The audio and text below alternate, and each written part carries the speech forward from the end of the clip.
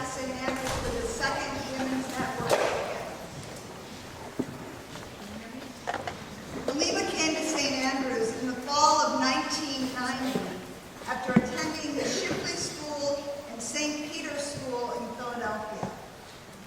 As an ABC scholar, Halimah always possessed a deep understanding of the power and importance of education. She wrote this statement on her ABC Scholar application when she was asked why she should become part of this national program. I think I should be allowed to get ahead in life even if I can't afford it. Who knows? I may become a doctor or a lawyer. By the time Halimah came to St. Andrews, we who taught, advised, and coached her knew that this was a young woman destined to do great things in the world. Yes, she was bright, intellectually curious, creative, and daring. But more importantly, Halimah always possessed a graciousness, a remarkable sense of kindness, generosity, and compassion. This commitment to others found expression in her love for her family, school, and world. In an essay written in the admissions common room upon her first visit to the school, Halimah wrote, "I think my mother is very important to me because I love her and admire her very much. She is always there for me and helps me a lot when I'm confused or don't understand something. My mother never lies to me, and when I ask her about the way I look, she gives me a truthful answer, gently, whether it's good or bad. She's always giving me good advice by saying, 'Be the best Lima you can be,' or 'It doesn't pay to give up.'" At St. Andrews, Halimah made great contributions to a school still evolving as a coeducational and diverse community. She was a residential leader, chair of the honor committee, member of the cardinal and yearbook staffs. She played varsity soccer and varsity basketball. She was a member of the choir and the French club. She volunteered at the Christiana Hospital. Everyone at St. Andrews celebrated her quiet grace and poise, her brilliant smile and contagious loyalty, and her optimistic outlook on life. When Halimah was here, she seemed to be always falling, breaking limbs, spraining ankles, struggling to make her way through a semester without a major injury. Despite or because of these pratfalls, Halimah mastered the art of grace, balance, and humanity in her own life. After St. Andrews, Halimah graduated from Yale University and Georgetown University Law Center.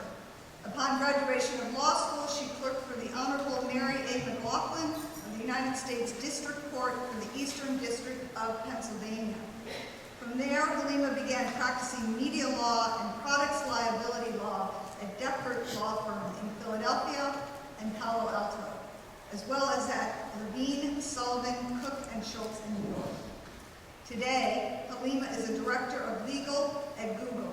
She leads the teams of lawyers responsible for Google's social, philanthropic, marketing, and experimental products. Halimah currently lives in Santa Cruz, California, with her husband Manuel Prado, and their two daughters, Sophia and Gisela Maria. Please join me in welcoming Halimah.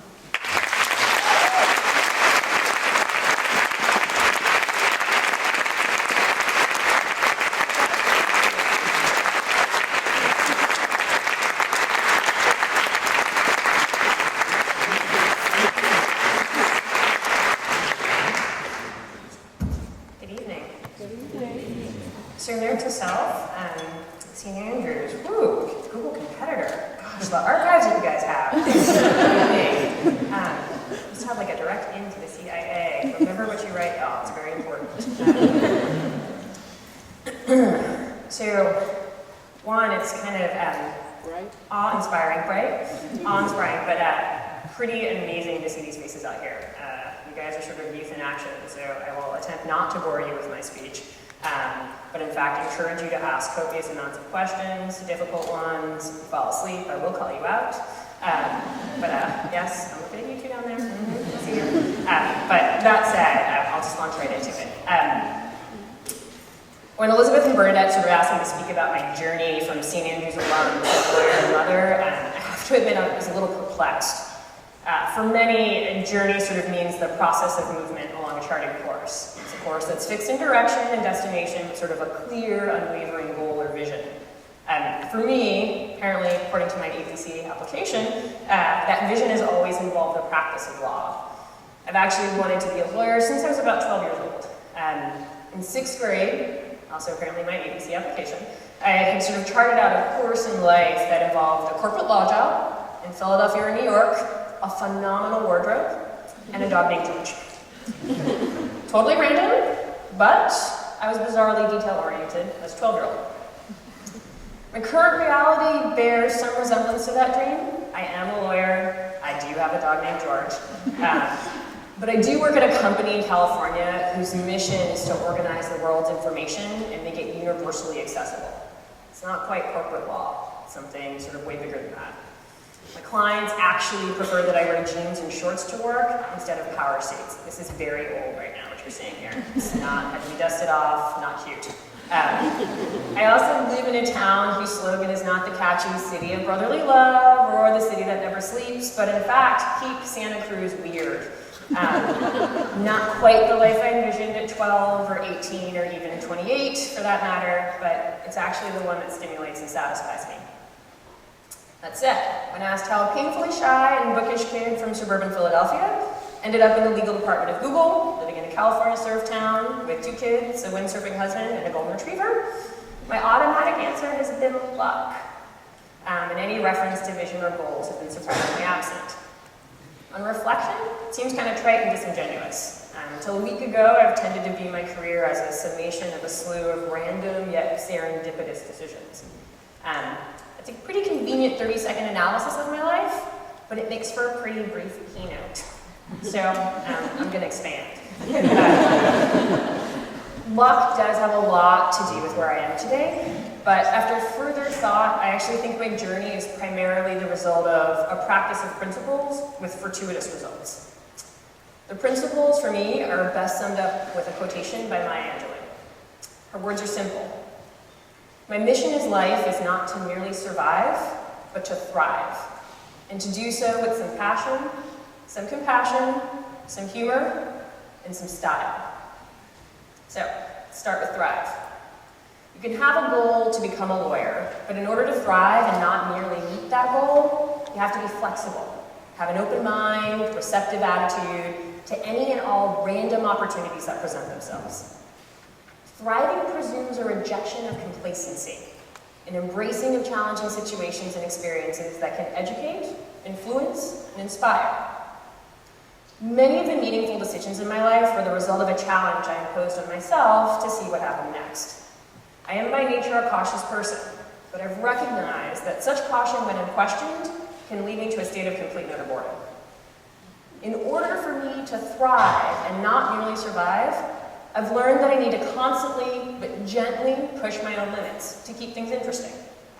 In some cases, that push is entirely self-driven. In other instances, the push has come from family, friends, and mentors. My journey to St. Andrews, for instance, was a tad unconventional. Elizabeth mentioned that I came sort of in 1990. If you do the math, and my missing note card here says I graduated in 93, so I came at my 4th form year. I actually applied for a 3rd form position. I applied when I was in 8th grade. I came to campus dazzled by its beauty, in awe of the freakishly brilliant but friendly students and faculty, but I was absolutely terrified to leave home. I kind of have a feeling that my terror was not mastering the whole campus visit and interview, because I received the sweetest rejection letter that encouraged me to apply again next year. So I was disappointed, but I accepted the fact that SAS was not for me. My first major rejection under my belt, happily entered 9th grade at Shipley, and pushed SAS out of my mind. However, no sooner had I begun that 9th grade year than my mother began what I will call the SAS 2.0 campaign. Now, a note about my mother, who blissfully is not here. She is tenacious and never takes no for an answer, especially when it pertains to views on the educational choices for her only child. I came home from school my 9th grade year to find an SAS application on my desk with a note saying, "He's complete." And including a smiley face for that personal touch. I wasn't amused, I was irritated, I was annoyed, and I tried to hand back the application to my mother, declaring that applying to a school that had already rejected me was an intolerable waste of my time. My mother was in phase, and she said simply that if she took every single no she received to be the final answer on a topic, she wouldn't have gotten anywhere in life. Another note about my mother.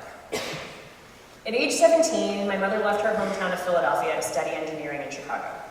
Turns out my mother tolerated Chicago, hated engineering, but really liked fractions and numbers. She turned that passion for math into a career as an options trader for the Chicago and Philadelphia stock exchanges. The first black woman options trader, to be exact. As she worked her way through school and internships programs at Dean Witter, she got used to hearing no, and ignoring it, or challenging it, and moving past it. As the daughter of a 16-year-old high school graduate who grew up in a time where 16-year-old black women were told no often enough to believe that things like college weren't possible, my mother vehemently rejects rejection. Fast forward to 1990, several years ago, and my blind acceptance of the rejection. My mother made me reread the rejection letter and its invitation to reapply. And then she asked me, did I see myself at St. Andrews? Without hesitation, I replied, yes. And with equal absence of pause, my mother replied, we'll do something about it. So I did. I reapplied, was again dazzled by the campus, awestruck by the students and faculty. But this time, I was actually excited about the chance to be challenged and foster my own independence. And voila, I got in. Could I have survived my local school? Yeah. Would it have been a good education? Sure. But would I have thrived the way that I did at St. Andrews? Not bloody likely. At the time, SAS represented an exciting new place to go to school. Little did I realize that the experience would provide my first exposure to Maya Angelou's words in practice. St. Andrews provides a unique blend of education that isn't limited to mere instruction. Faculty and students foster the cultivation of ideas and the questioning of norms, and they do so with compassion. I'm talking about you guys. You do it with compassion. You do it with style. Throw in a rich history of Frosty runs and accompanying YouTube promo videos. Yes, I checked. Do that for comic relief, and you've got a pretty fabulous place to spend your formative years. At the risk of sounding maudlin, my time here was magical. Yes, I still barely made it out of pre-cal with a passing grade, and yes, I am still paralyzed by any mathematical heavy lifting that involves anything more than basic addition. You don't ever want to go shopping with me, it's ugly. I also, despite the varsity letter, warmed the bench of the girls' basketball team for all of my 3 years, with nothing to blame other than a physical allergy to making a basket. Like, seriously, no baskets, people. But while I was here, I forged friendships. I abandoned a great deal of my shyness on Knoxontown Pond during a failed skinny dipping attempt, and yes, I made my brain hurt from the excitement of studying advanced American history, all in a warm, phenomenally supporting environment. So in my mind, those benefits far outweigh the ego blow of initial rejection or any other subsequent disappointments experienced during high school. So now I'm going to move on to passion. Having passion for something is mission critical to having a fulfilled life or career. If you're lucky enough to find that passion in your daily work, fabulous. But like most people, if not, make sure you're nurturing your passion in some other outlet, and you're nurturing it regularly. Until I ended up at Google, I can't say that I was all that passionate about my day job. There was always the excitement of a new school or a new job and learning a new skill set. Once the newness of being a law student or a baby lawyer wore off, the achievement of graduating law school and passing the bar just wasn't enough. During that time, I indulged in a lot of travel. A lot of travel. Travel has actually been profoundly important in my life. It's the way I challenge my shyness and push my own boundaries. It's also the way I honor my grandmother's wish that I visit places she wasn't allowed to and where people wouldn't expect to see my face. On a trip to China some years ago, I stood in line waiting to check into my hotel room. And I noticed that the minute I walked into the hotel lobby, I was stared at by hotel guests and staff alike. People were friendly, but just stared. A lot. So traveling by myself. Didn't speak the language, and so you can imagine the whole stare fest did nothing for my confidence. At the time I got to my hotel room, I was so uncomfortable and feeling so ill-prepared for this notion of solo business travel that I considered canceling my plans for sightseeing the next day. When you travel to a new destination, you're already in unfamiliar territory. So you can choose to be paralyzed by that, and lock yourself up in your hotel room and watch TV and order room service, or you can just embrace it, own it. You can befriend the hotel waiters and get tips on the best temples and local restaurants to visit in Beijing. You can stand in the middle of Tiananmen Square and geek out on the pure power of student protest. And you can walk through the Forbidden City, where tourists politely approach you for a photo op to capture them meeting a person of a race they've never encountered in the flesh before. And you can enjoy it. The point is, take a deep breath, engage, and experience. During law school, I spent my summers working at a firm for 2 months, and then spending the bulk of my money earned during that time in 1 month of blowout travel with my best friend. We visited Pompeii, the Swiss Alps, Barcelona, Parisian bathhouses, a couple nightclubs.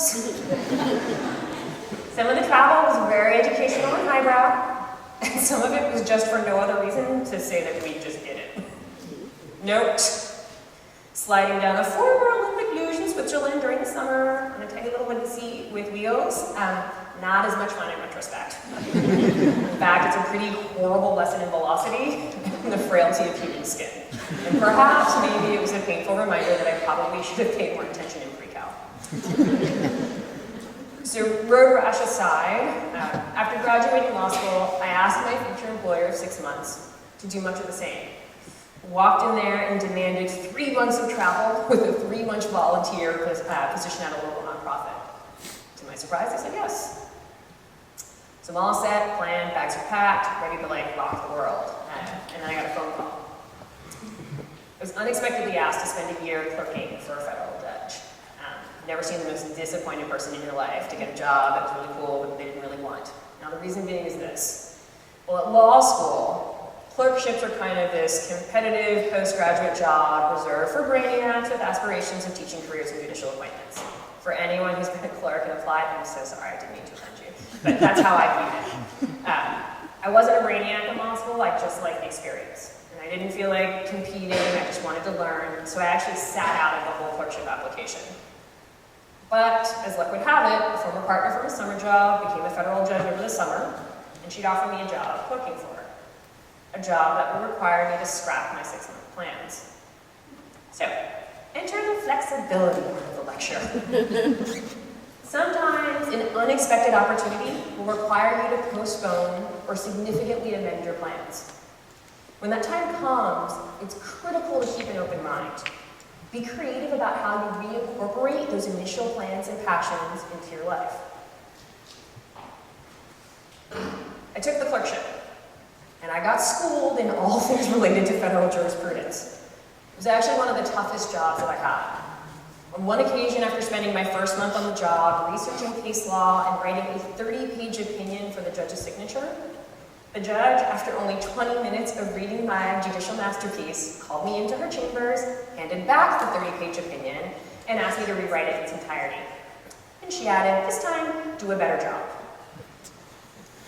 At that moment, I asked myself whether I wouldn't have been better off ditching the clerkship and trekking through Thailand instead.